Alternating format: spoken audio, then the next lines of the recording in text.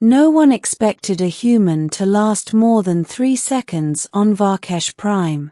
The planet was classified as a Tier 7 hazard world, high gravity, volatile atmosphere, and native life forms that viewed most sentient species as either curiosities or food.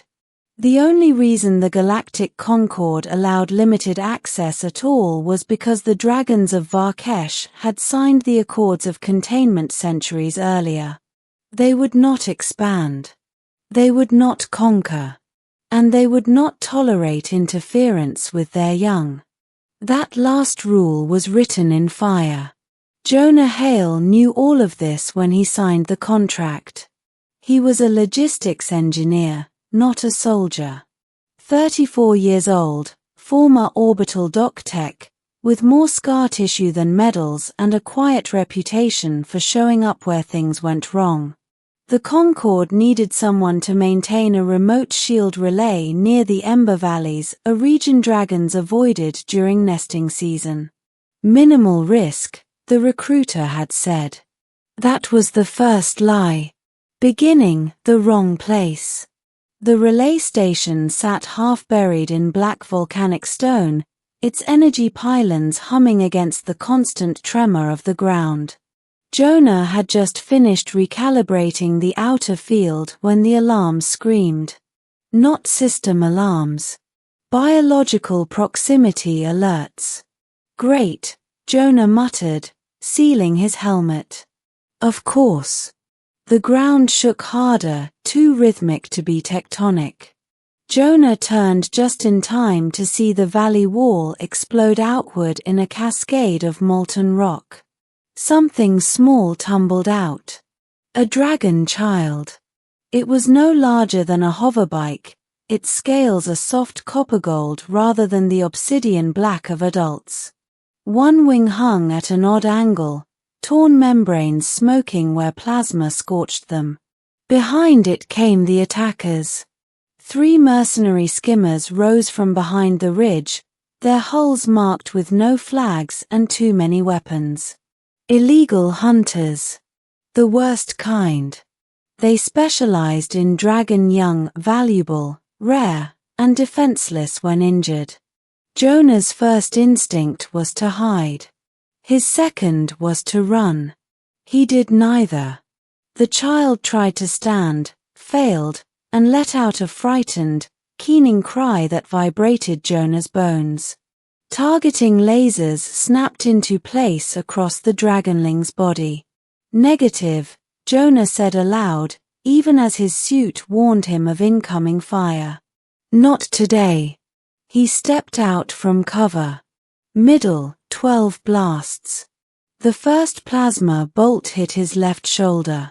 Jonah screamed as the suit's ablative layer burned away, heat punching through like a sledgehammer. He barely registered it before the second blast slammed into his chest, throwing him backward into the ash. The dragon child stared at him, wide-eyed. Run, Jonah coughed, though he knew it couldn't understand him. He pushed himself upright. The third and fourth blasts struck his legs, melting armor, searing flesh. Pain became something distant, unreal, like listening to someone else scream underwater. The mercenaries laughed over open comms. Humans got a death wish. Let him cook. Blast 5. 6. 7. Jonah staggered forward anyway, arms spread wide, positioning himself between the skimmers and the child. His HUD flashed critical warnings: organ damage, neural overload, life support failing. 8. He tasted blood. 9. His left arm went numb, hanging useless. 10. He fell to one knee. Somewhere deep beneath the pain, Jonah felt something else, an immense pressure, like the world holding its breath. 11. The dragon child cried out again, this time in rage.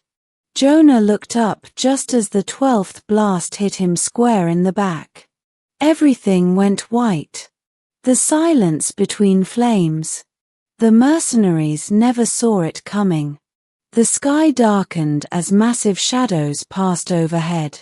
The air ignited. Ancient fury descended in the form of fully grown dragons, vast, armored, their eyes burning with judgment older than empires. Fire rained down with surgical precision. When the smoke cleared, nothing remained of the skimmers but molten slag.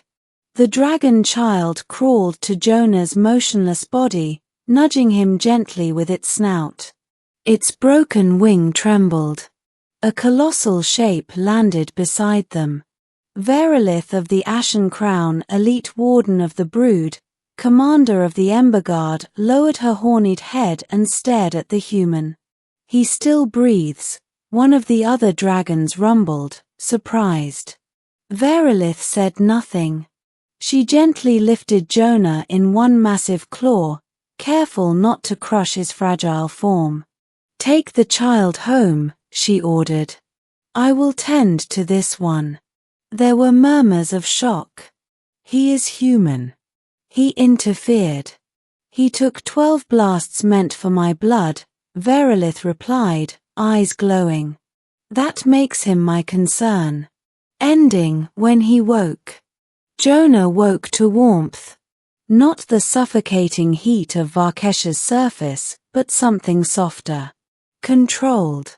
He became aware of unfamiliar textures beneath him, silk-like sheets, faintly warm, humming with low-frequency energy. He opened his eyes and froze. He was lying in a vast chamber carved from obsidian and gold-veined stone. Sunlight filtered in through crystal apertures, illuminating banners etched with draconic sigils. And beside him, very much beside him, lay a dragon woman. Not fully draconic. Humanoid in shape, tall and powerfully built, her skin scaled in burnished obsidian, horns sweeping back from her temples, eyes glowing like embers banked in ash. One clawed hand rested on his chest, carefully light. She was watching him. "You are awake," she said, voice calm, resonant, and unmistakably female. Jonah swallowed. "Either I'm dead," he croaked, "or I'm about to be." Her lips curved slightly. "You live." Against all probability. Memories slammed back into him, plasma fire, pain, the child. "The dragon," Jonah started. "Is safe," she said. "My daughter." That took a moment to process. "You're what?" Verilith inclined her head. "You shielded her with your body. 12 times, you chose pain over retreat. No calculation. No benefit." Jonah winced as he tried to sit up. She gently pressed him back down. "Do not strain yourself," she said. "Your bones were shattered. Your organs burned. It took the full resources of my brood to reconstruct you." Jonah stared at the ceiling. Figures. Silence stretched between them. Finally, Jonah asked, "So, why am I in your bed?" Her eyes flickered, just slightly. "Among my people," Verilith said, "one who protects a dragon child with their life is bound by the old claim." Jonah slowly turned his head to look at her. "And the old claim means that your life is now under my protection," she said. "Your debts are ours. Your enemies are ours. And your place, should you accept it, is here.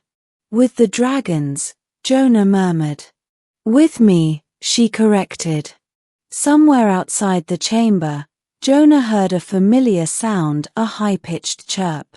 The dragon child poked its head through the doorway, one wing now wrapped in a shimmering brace. It chirped happily when it saw him. Jonah smiled despite himself. "Well," he said weakly, "guess I should have read the fine print." Verilith's expression softened in a way that sent a very human shiver down his spine. "Rest, Jonah Hale," she said. You have already proven what kind of being you are. As sleep claimed him again, Jonah realized something important. He hadn't just survived Varkesh Prime. He had changed it. And somewhere deep in the mountains of fire and stone, the dragons began telling a new story of a fragile, stubborn species that stood its ground when every instinct said to flee. A species that took 12 blasts for a child. And earned the respect of legends.